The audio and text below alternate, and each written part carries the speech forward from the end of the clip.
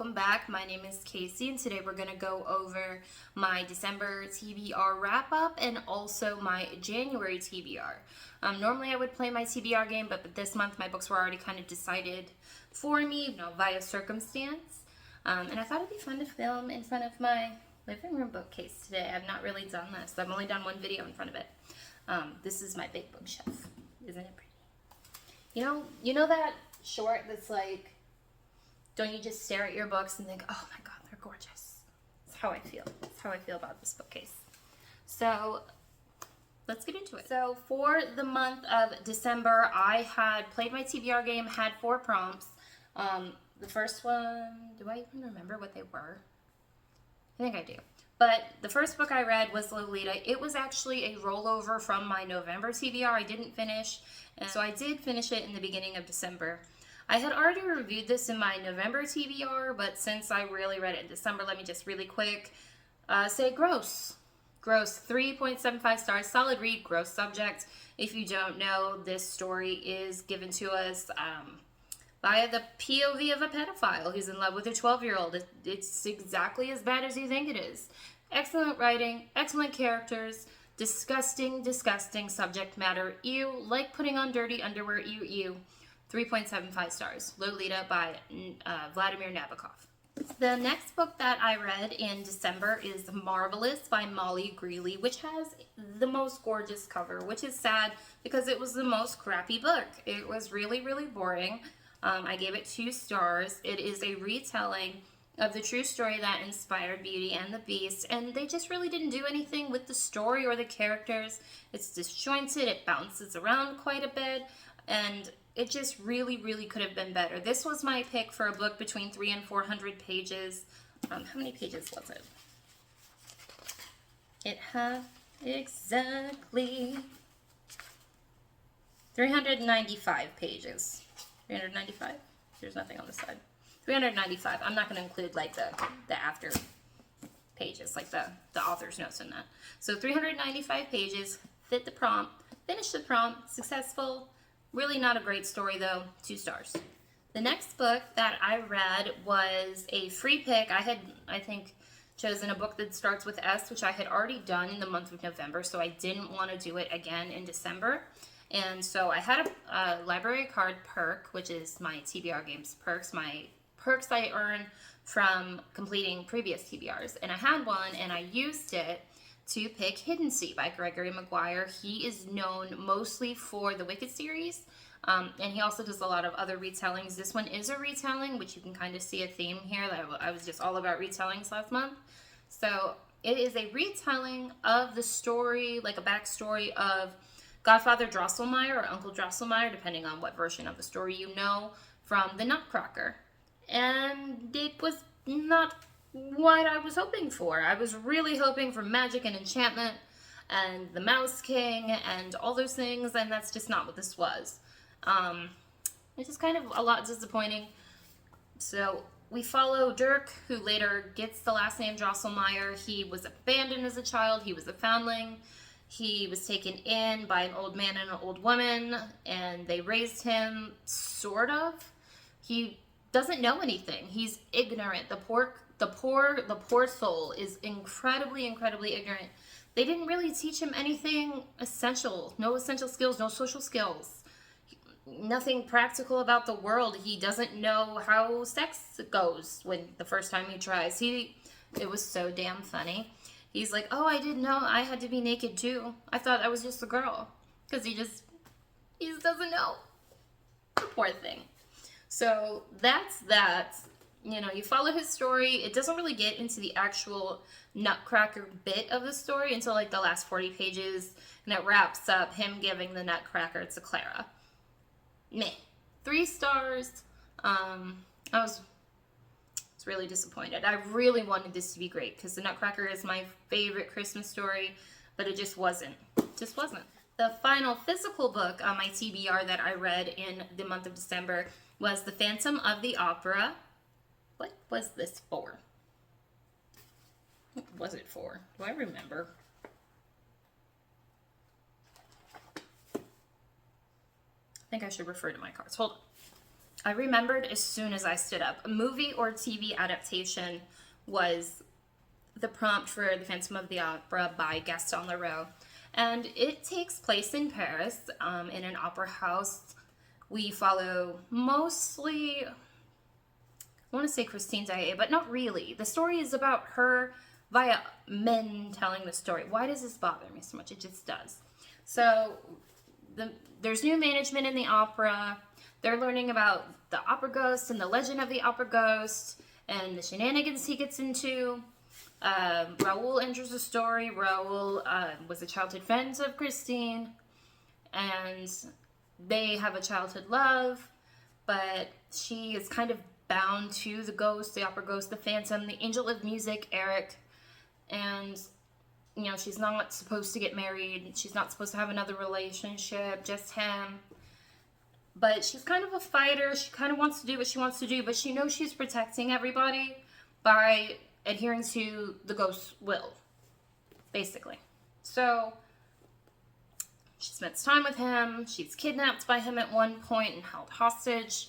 Raoul goes to save her. There are more characters than in the story. Now, the movie, I love the movie. I love the movie with Emmy Rossum and Gerard Butler, but it did not do justice to the ghost at all, like literally at all. He was so hot in this movie. You're like kind of rooting for him a little bit because it's Gerard Butler and he sings well and he only has like a little burn patch on his skin. But in the book, he's a living corpse. He has yellowed, waxy skin. He has an air of death about him. His hands are ice cold. He's literally walking death. They describe him as having a death skull with black eyes. Blech, right? Like not hot at all. And they really missed that mark in the movie. I still love the movie, will forever. But this was 4 stars for me. This was a great read. This made up for the rest of my crappy reading month with my other 3 TBR books that sucked. So, two TBR books. Makes up for my 2 TBR books that sucked.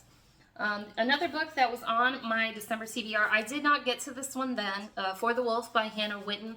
This was my prompt for a 3-word title, and I did not get to it in December. I read the first chapter, but decided to read The Phantom of the Opera instead. But this is now on my TBR for January, so we'll go over that at that point. I did also read 2 audiobooks. I did A Christmas Carol by Charles Dickens for the holiday season and envisioned the Muppets movie the entire time. This is the best version. You can't get better than that.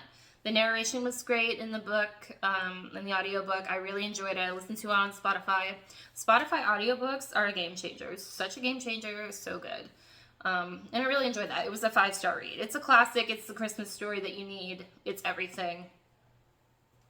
It was great. 10 out of 10 would recommend, right?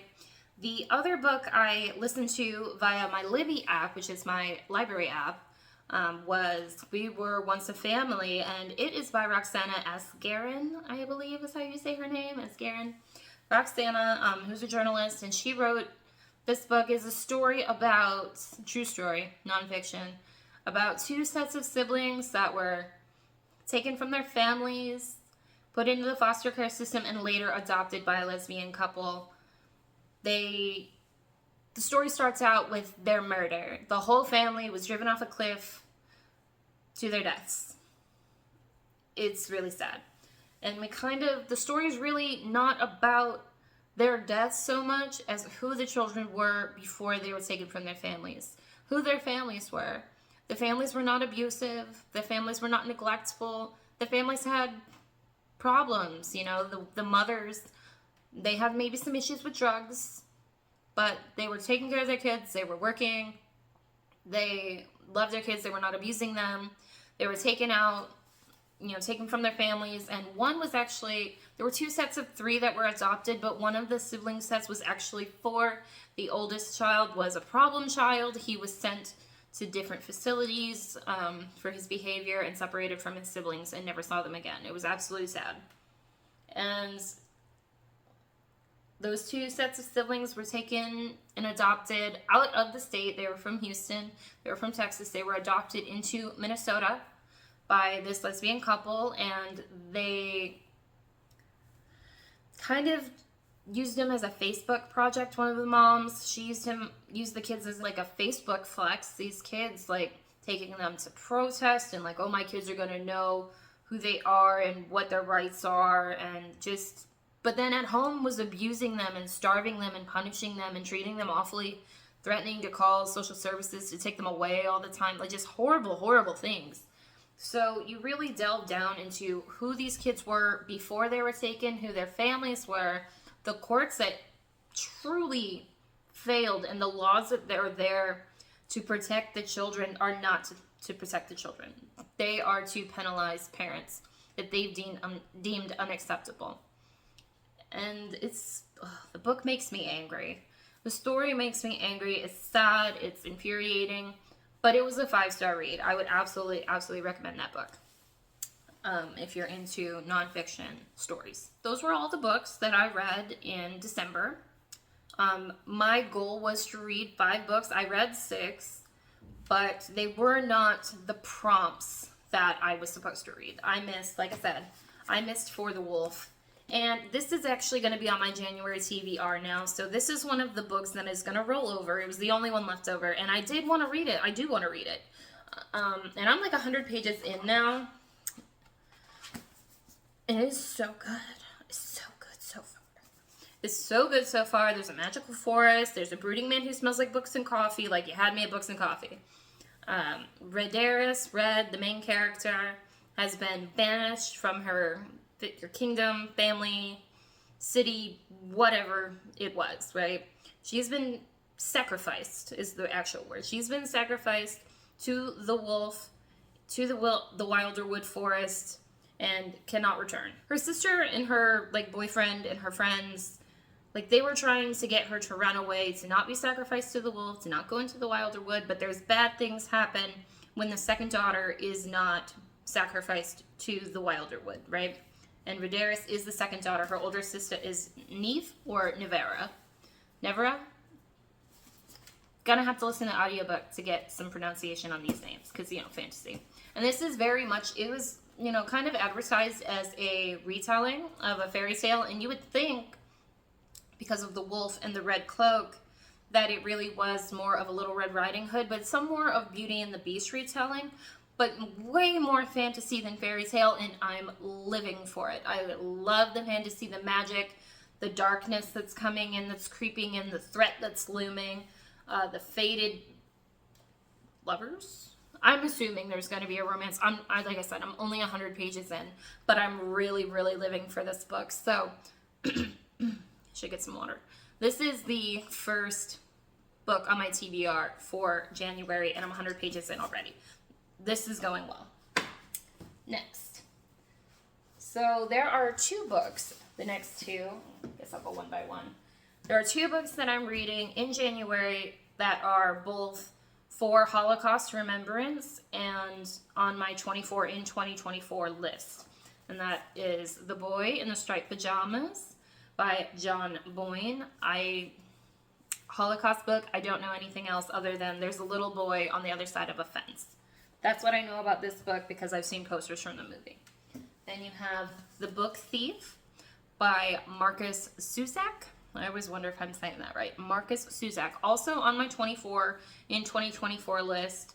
This is another book taking place in Nazi Germany and is narrated by Death, that is following a little girl who is stealing books from book burnings, finding them in rubble, etc. That's what I know about this book.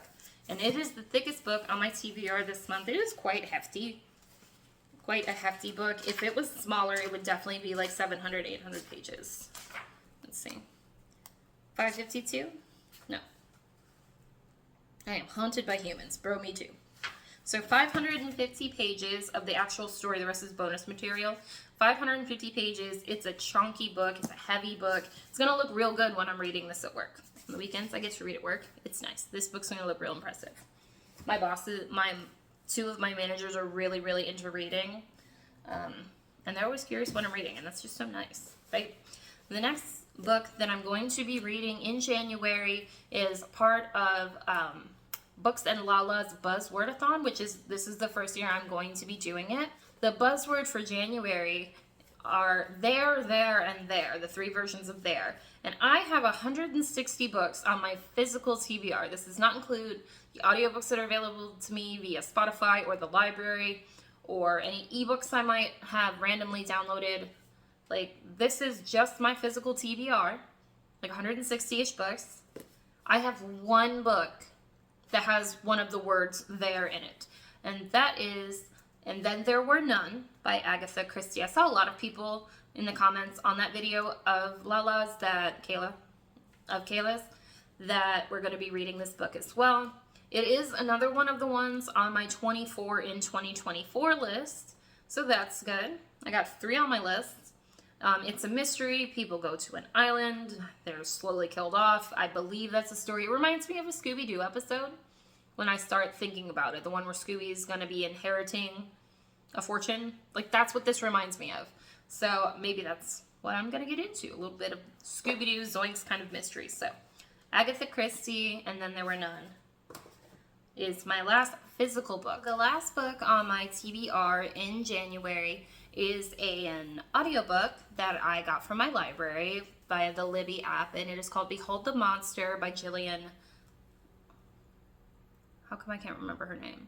Gillian Lauren. It is by Gillian Lauren, and it is basically her correspondence with Samuel Little, who was a prolific serial killer.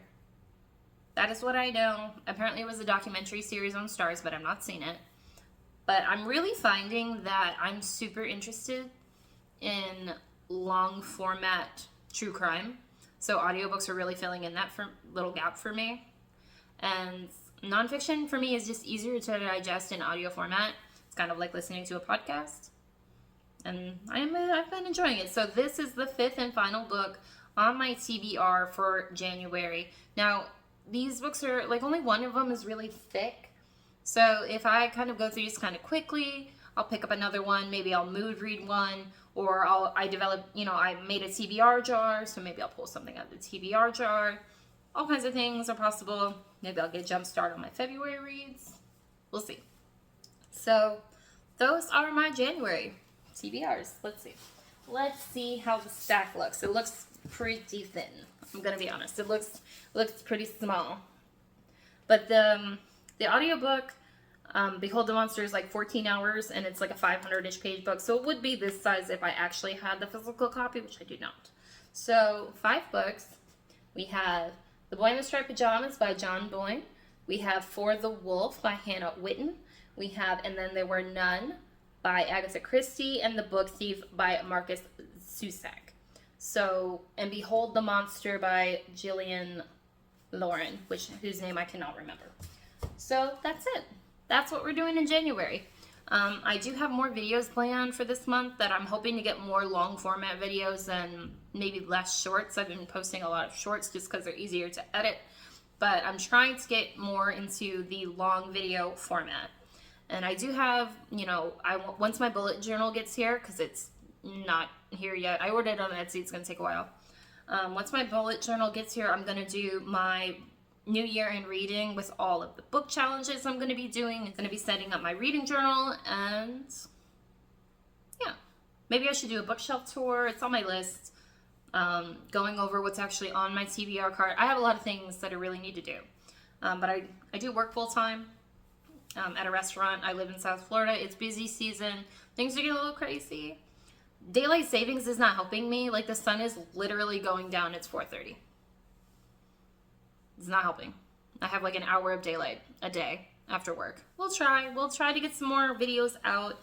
In the meantime, I really appreciate you all stopping by, talking books with me. Let me know what you're reading in January. Are you reading any of the books I'm reading? Have you read the books that I'm reading? Have you read the books I read last month? Let's talk about it. Like, comment, subscribe. Let's chat. And I'll see you in the next one. Bye.